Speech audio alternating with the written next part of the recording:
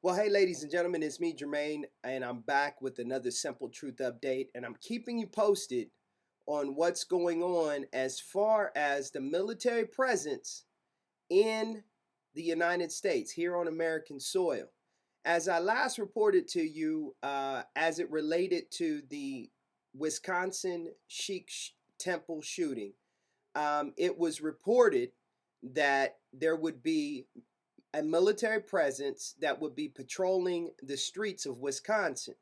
Well, in a development yesterday, August the 9th, 2012, from prisonplanet.com, there was an article that read, or was entitled, pardon me, Ministry of Homeland Security rolls out armored vehicles.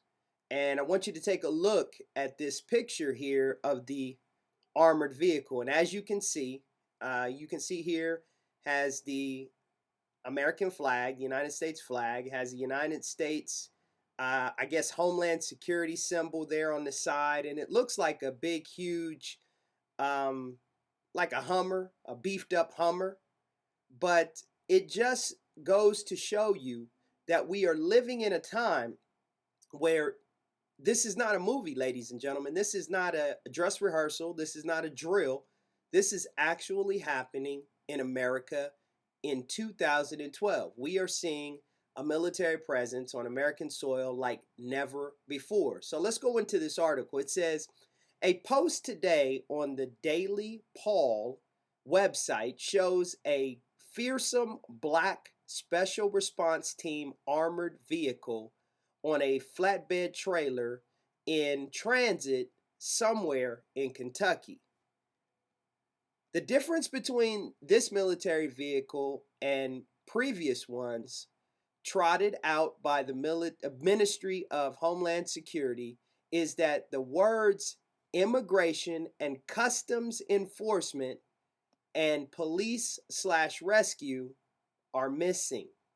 Apparently, the pretense of a military response to armed illegal immigrants with RPGs is no longer required. I jest, but not much. This is what the author was saying. Over the last few months, the DHS, or Department of Homeland Security, has purchased millions of rounds of ammunition and an array of state-of-the-art weapons. Now, I spoke with you about that in the last report, talking about the Department of Homeland Security has purchased over 450 million rounds of hollow point. Let me say that again. Hollow point bullets.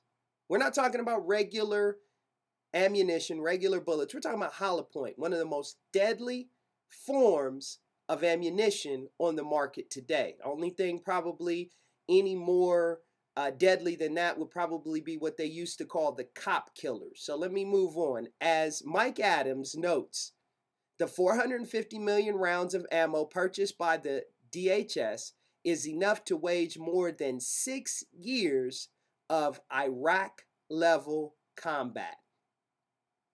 Unless the government is expecting Al-Qaeda to invade, there is little reason for the existence of this sort of vehicle and the stockpiling of weapons and millions of rounds of ammunition.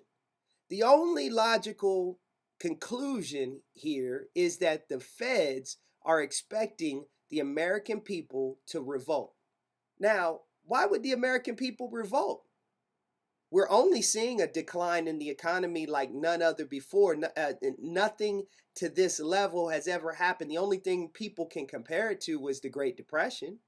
Food prices are beginning to skyrocket, and as well, fuel prices are beginning to skyrocket. Would that be a reason for any American to be a little upset and possibly want to have some pushback to what's going on? I continue.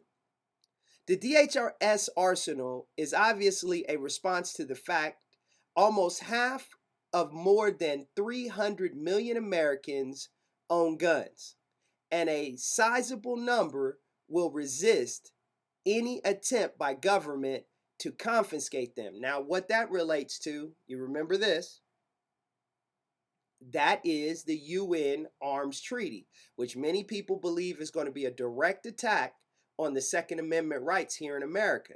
So that's what they're speaking of when they talk about the government confiscation. As we reported last month, a new study funded by the Department of Homeland Security characterizes Americans who are suspicious of centralized federal authority and revert of individual liberty as extreme right-wing terrorists. The DHS earlier produced a report that conflates these right-wing extremists with white supremacists and others who are supposedly recruiting returning veterans. The latest mass shooting situation in Wisconsin has set in place the narrative that white supremacists, who the government considers the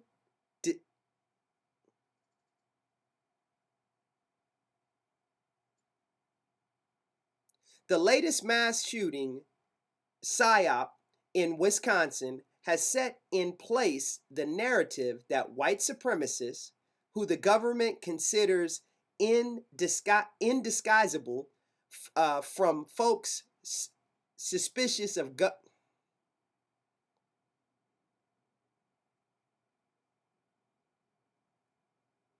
The latest mass shooting psyop in Wisconsin has set in place the narrative that white supremacists, who the government considers indistinguishable from folks suspicious of government, represent a violent threat demanding government response.